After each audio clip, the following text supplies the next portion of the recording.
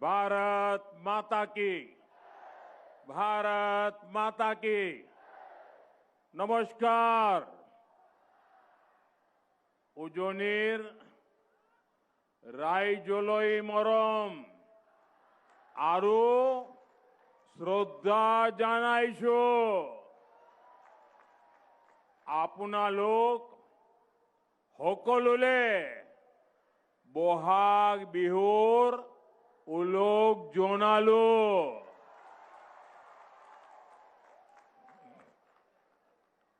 असम के चुनाव की घोषणा के बाद ये मेरी पहली जनसभा है। ये जो सामने जन समुद्र है, युवाओं का ये उत्साह, बहनों बेटियों का इतना आशीर्वाद, और उधर रोड भी पूरा भरा हुआ है। पता नहीं उनको सुनाई देता होगा कि नहीं देता होगा, शायद वो मुझे देख पाते ही नहीं होंगे। लेकिन देखिए ये प्यार, ये इस बात की खुली घोषणा है कि इस बार हैट्रिक पक्की है। देखिए आप सबके आशीर्वाद से मुझे प्रधानमंत्री के रूप में हैट्रिक बनाने का अवसर मिला। आप सबके आशीर्वाद से इसी मैदान में मुझे हैट्रिक लगाने का अवसर मिला है। मैं तीसरी बार आया हुआ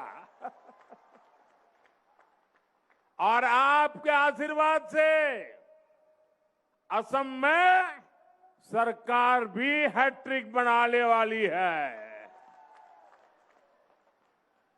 हर कोई कह रहा है आपको ये बार, आपको ये बार, आपको ये बार, आपको ये बार एनडीए सरकार, आपको ये बार बीजेपी सरकार। साथियों, मुझे बहुत खुशी है कि मैं गुगुहा डोल में विराजमान भगवान शिव और डोनी पोलो के आशीर्वाद से चुनाव प्रचार की शुरुआत कर रहा हूं। मेरे लिए तो एक क्षेत्र एक और कारण से भी विशेष है। यहां से मालिनी थान ज्यादा दूर नहीं है। आप जानते हैं कि भगवान श्री कृष्ण की नगरी द्वारिका गुजरात में है और कहते हैं यहीं पर माता रुक्मणी के साथ मालिनी नाम जुड़ा था। ये गोगा मुख की इस धरती से श्रीमंत शंकर देव जी को भी प्रणाम करता हूं। असम की धरती ने वीर लाचित बोरफुकन जी, भारत रत्न भूपेन हजारिका जी, ऐसी अनेक महान संतानों को जन्म दिया है। मैं उनका भी वंदन करता हूं। साथियों, पहले सर्बानंद सोनोवाल जी का नेतृत्व और फिर हेमंता बिस्वा शर्मा जी की अगुवाई, बीते 10 वर्षों में असम ने सेवा और सुशासन का नया दौर देखा है। असम का ये चुनाव विकसित असम से विकसित भारत बनाने का चुनाव है। इस बार बीजेपी एनडीए सरकार की हैट्रिक लगनी तय है। आप मुझे बताइए, हैट्रिक होगी कि नहीं होगी? और जोर से बताइए, हैट्रिक होगी कि नहीं होगी? दोनों हाथ ऊपर करके बताइए, हैट्रिक होगी कि नहीं होगी? और कांग्रेस के पराजय की भी हैट्रिक होने वाली है। असम लगातार तीसरी बार बीजेपी एनडीए सरकार बना रहा है और कांग्रेस के जो सो कॉल्ड राजकुमार है ना, उनकी तो पराजय की सेंचुरी आने वाली है। साथियों, ये यहां इस मंच से मैं असम बीजेपी के सभी नेताओं को बहुत बहुत बधाई देता हूं। असम बीजेपी की टीम को बधाई देता हूं। बीते 10 वर्षों के प्रयासों को नया आयाम देते हुए असम बीजेपी ने कल एक शानदार संकल्प पत्र जारी किया है और कल मंगलवार था। मंगलवार को जारी हुआ ये संकल्प पत्र असम में और मंगल लाने वाला है। यानी मंगलवार को आया है मंगल पत्र। ये मंगल करने वाला संकल्प पत्र है। इसमें असम के युवाओं के लिए सरकारी नौकरी और स्वरोजगार के लाखों अवसरों का स्पष्ट रोड मैप है। 5 लाख करोड़ रुपए इंफ्रास्ट्रक्चर पर खर्च करने का संकल्प भी बहुत ही प्रशंसनीय है। इससे असम में सुविधाएं भी बढ़ेगी और कंस्ट्रक्शन से जुड़े हर सेक्टर में रोजगार के भी अनेक अवसर बनेंगे। साथियों, बीते वर्षों में असम के 22 लाख से अधिक गरीब परिवारों को पक्के घर मिले हैं। मैं जरा फिर से बोलता हूं आंकड़ा, 22 लाख से अधिक गरीब परिवारों को असम में 22 लाख से अधिक गरीब परिवारों को पक्के घर मिले हैं। मैं जरा आपसे पूछना चाहता हूं, यहां के गरीबों को कितने पक्के घर मिले हैं? 22 लाख। कितने पक्के घर मिले हैं? जोर से बताइए, कितने घर मिले हैं? गरीबों को कितने पक्के घर मिले हैं? ये घर घर पहुंचाइए। 22 लाख गरीब परिवारों को पक्के घर मिलना मतलब उनको एक नई दुनिया का जन्म हो जाता है। बीजेपी का संकल्प पत्र कहता है कि जिनको अभी तक पीएम आवास के घर नहीं मिले हैं, उनको भी पक्के घर मिलेंगे।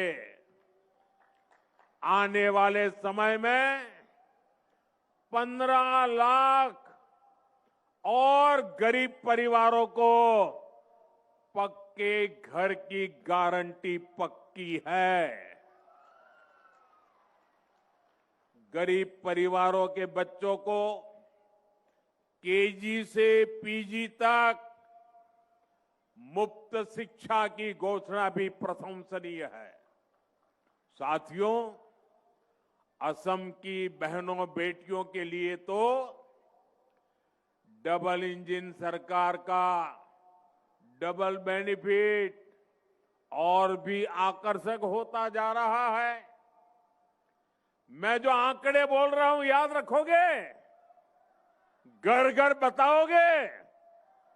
हर बूथ में बताओगे?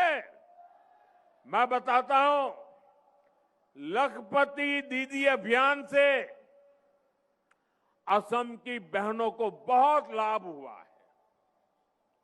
अभी तक असम की करीब 3 लाख बहनें लखपति बाइदो बन चुकी है। जरा मुझे बताइए कितनी लखपति बाइदो बनी है? 3 लाख। कितनी लखपति बाइदो बनी है?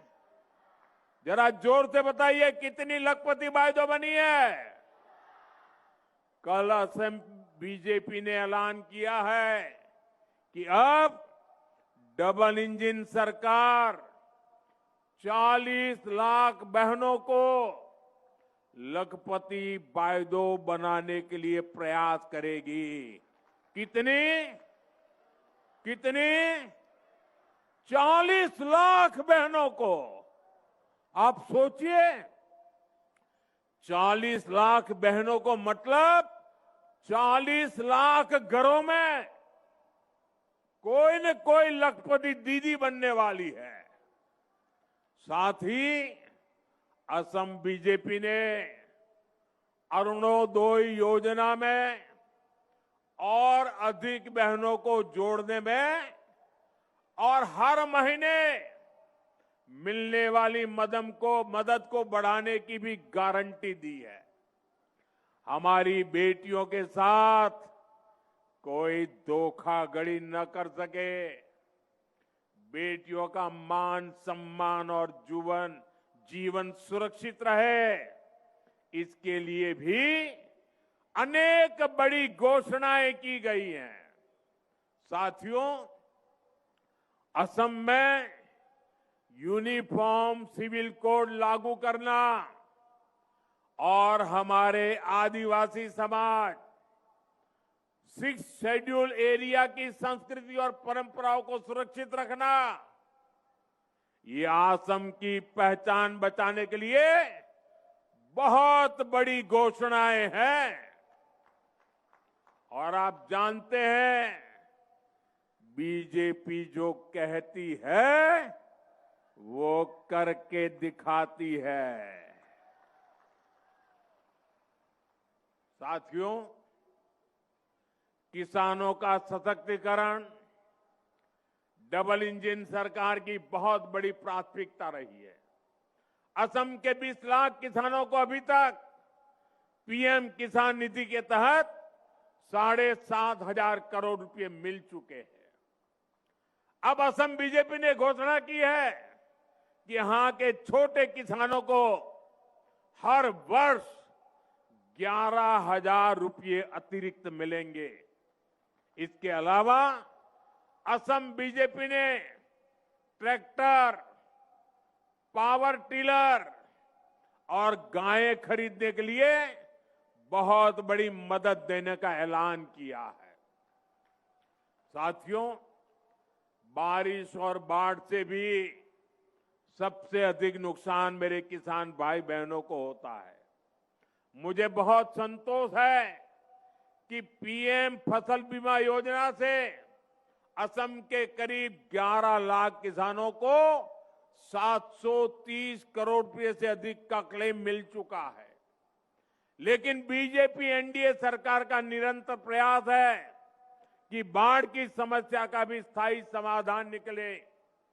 बीजेपी सरकार सैकड़ों करोड़ रुपए यहां आधुनिक तटबंध बनाने पर खर्च कर रही है। ब्रह्मपुत्र की सुबनसिरी नदी की गहराई को बढ़ाने के लिए प्रयास किए जा रहे हैं। Subansiri lower hydro electric project भी फ्लड को कंट्रोल करने में काफी मदद करेगी। अब असम बीजेपी ने राज्य को बाढ़ की परेशानी से मुक्त करने के लिए 18,000 करोड़ रुपए के विशेष मिशन का संकल्प किया है। 18,000 करोड़ रुपए किसानों के लिए। कितने? आपको याद रखना पड़ेगा कितने। जरा जोर से बताइए कितने। 18,000 करोड़ रुपए। कितने? किसानों के लिए कितने? ये पैसा बाढ़ की परेशानी कम करेगा, और मेरे किसानों की रक्षा करेगा, इस क्षेत्र के विकास को नई गति भी देगा। साथियों, बीते एक दशक में असम ने विकास का एक लंबा सफर तय किया है। ये जो 20-25 साल के नौजवान हैं, इन्होंने बीजेपी एनडीए का सुशासन ही देखा है। इन्होंने कांग्रेस का राज का वो काला दौर नहीं देखा, जब असम से सिर्फ बम, बंदूक, दंगों और कर्फ्यू की ही खबरें आती थी। डबल इंजन सरकार ने बीते एक दशक में असम को स्थायी शांति की नई राह दिखाई है। असम के हजारों संतानें बीते एक दशक में बंदूक छोड़कर एक नए भविष्य से जुड़ी है। आज असम से सिर्फ विकास और विश्वास की ही खबरें आती है। आज असम से खबरें आती है नुमालीगढ़ रिफाइनरी की क्षमता 3 गुना करने की। आज असम से खबरें आती है नुमालीगढ़ में पहली बांस आधारित बायो रिफाइनरी शुरू होने की। आज असम से खबरें आती है नामरूप के खाद कारखाने की विस्तार की। साथियों, एक समय था जब दुनिया में असम की चर्चा चाय के लिए होती थी। असम यानी चाय, दुनिया भर में असम की चाय की सुवास थी। अब असम को दुनिया चाय के साथ साथ चीप से भी पहचानेगी। वो दिन दूर नहीं जब असम के सेमीकंडक्टर प्लांट से चीप का उत्पादन शुरू हो जाएगा। ये असम को आधुनिक टेक्नोलॉजी के एक बहुत बड़े हब के रूप में विकसित करेगा। आने वाले समय में फोन हो, गाड़ियां हो, टीवी, फ्रिज हो, ऐसे सामान असम की चिप से ही चलने वाले हैं। और इसलिए भाइयों बहनों, अब तो असम की क्या पहचान होगी? चाय भी और चिप भी।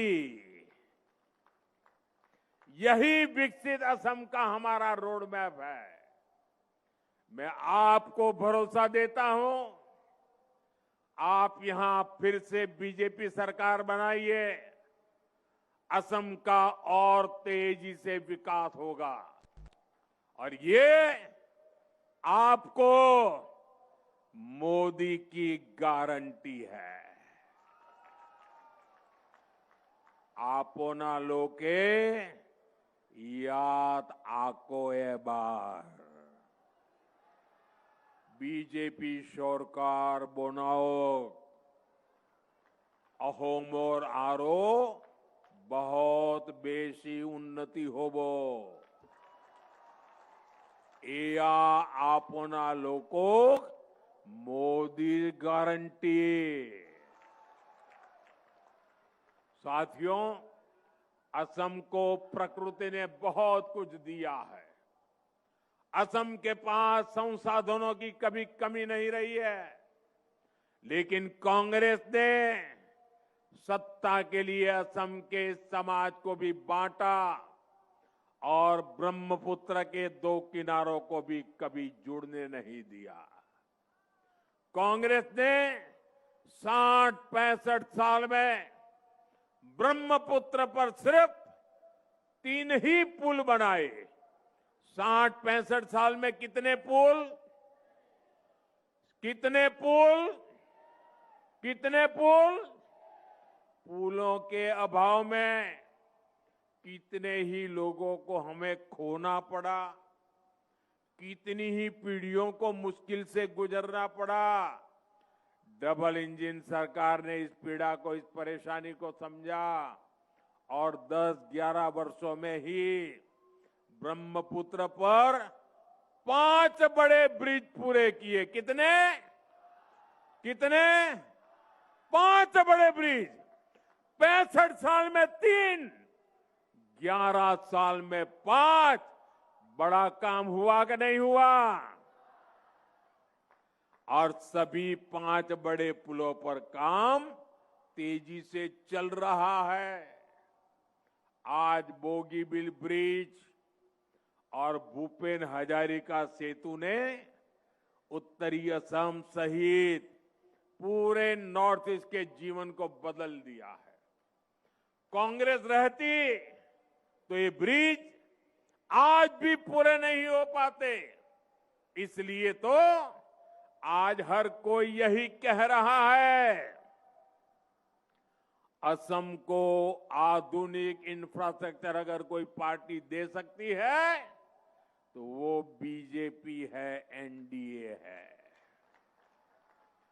अहोमोग जोदी आधुनिक इंफ्रास्ट्रक्चर कोनोबा पार्टीए दीबो पारे तेंते हेई पार्टी होय छे बीजेपी एनडीए। साथियों, कांग्रेस के लिए हमेशा पावर पॉलिटिक्स और अपना परिवारी फर्स्ट रहा है। दिल्ली में एक परिवार और एक परिवार यहां भी है। एक परिवार दिल्ली में और एक परिवार असम में। कांग्रेस के लिए इन्हीं परिवारों का हित सर्वोपरि है। कांग्रेस ने दशकों तक सरकारें चलाई है, लेकिन आप लोगों के स्वास्थ्य पर बिल्कुल ध्यान नहीं दिया। 6-7 दशक में असम में केवल 6 मेडिकल कॉलेज बन पाई थी। कितनी मेडिकल कॉलेज? ऐसा नहीं, जोर से बोलिए, बारिश आ रही है फिर भी बोलिए। कितनी मेडिकल कॉलेज? कितनी मेडिकल कॉलेज? आज असम में यानी 60-65 साल में 6 मेडिकल कॉलेज। आज असम में 14 मेडिकल कॉलेज है और 10 मेडिकल कॉलेज पर काम चल रहा है। कितनी मेडिकल कॉलेज? 14 और 10 बन रही है, 24 हो जाएगी। उन्होंने 65 साल में 6 बनाई, हम 11-12 साल में 24 मेडिकल कॉलेज। इसमें एक मेडिकल कॉलेज यहीं धेमाजी में भी बन रहा है। इतना ही नहीं, आज असम में एम्स भी है। इसी तरह असम में इंजीनियरिंग कॉलेज की संख्या 7 हो गई है और पॉलिटेक्निक कॉलेज 10 से बढ़कर 26 हो चुके हैं।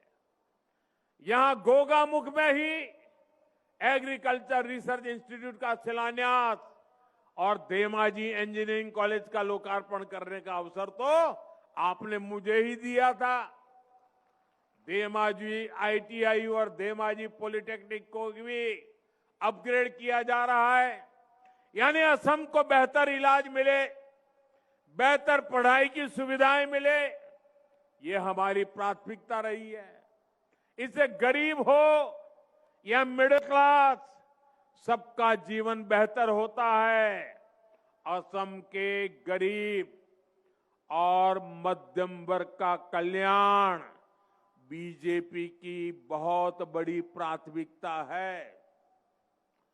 अहोमोर दुखिया आरो मध्योवित्तो श्रेणीर उन्नति कोरा तो बीजेपी मूल प्राथमिकता। साथियों, आपने कांग्रेस के कुशासन से असम को मुक्त किया है, लेकिन आपको बहुत सतर्क रहना है। कांग्रेस अब एक अलग ही खेल खेलने में जुटी है। असम कांग्रेस के नेता एक खतरनाक कानून बनाने की बात कर रहे हैं। आखिर ये खतरनाक कानून क्या है? आज असम की जनता के सामने कांग्रेस की इस चाल का पर्दाफाश करना चाहता हूं। साथियों, 2014 के चुनाव से पहले कांग्रेस की केंद्र सरकार ने एक कम्युनल वायलेंस कानून बनाने का प्रयास किया था। इसका मकसद था अपने पक्के वोट बैंक का तुष्टीकरण। इस बिल में बहुसंख्यकों को दंगे के लिए जिम्मेदार माना गया था। बहुसंख्यक लोग गुनहगार माने गए थे और धार्मिक अल्पसंख्यकों को हमेशा के लिए पीड़ित माना गया था। ये बिल अपने आप में सांप्रदायिक था। इसलिए बीजेपी एनडीए ने संसद में ये कानून नहीं बनने दिया। जी भर के हम लड़ाई लड़े। ये कानून अगर बन जाता और कांग्रेस की सरकार अगर बनी रहती तो देश के बहुसंख्यक समाज का कितना शोषण होता, इसकी आप कल्पना कर सकते हैं। बाबा साहब आंबेडकर ने जो संविधान बनाया, उस संविधान के पीठ में छुरा भोंकने का एक खेल चल रहा था।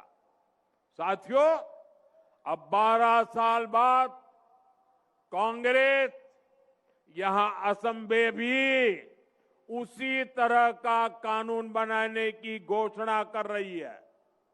और ये कोई मेरा आरोप नहीं है, खुद कांग्रेस के नेता खुलेआम ये घोषणाएं कर रहे हैं।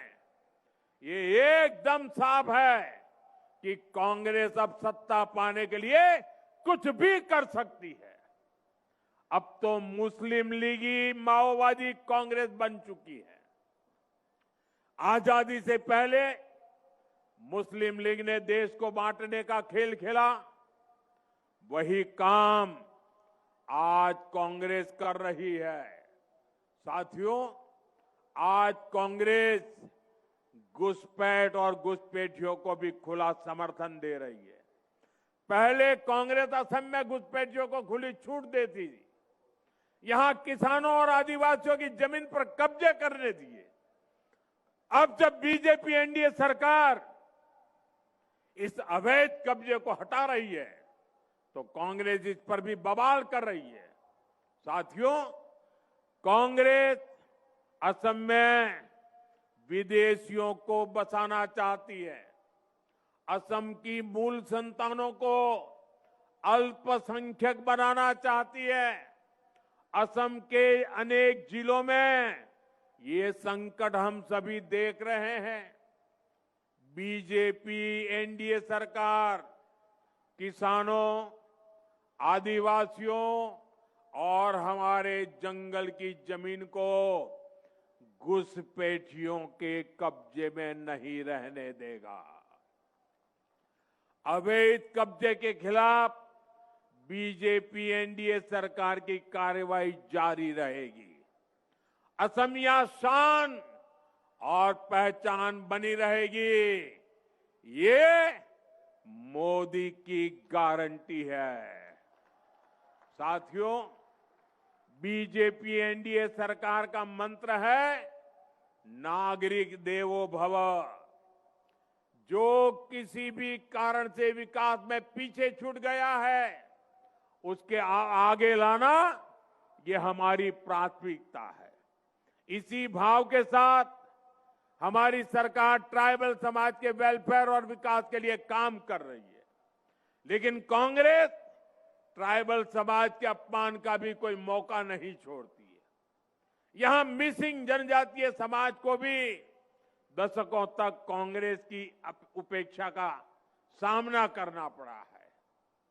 ये हमारी सरकार है जिसने बीते 10 वर्षों में मिसिंग समुदाय के विकास के लिए अनेक कदम उठाए हैं।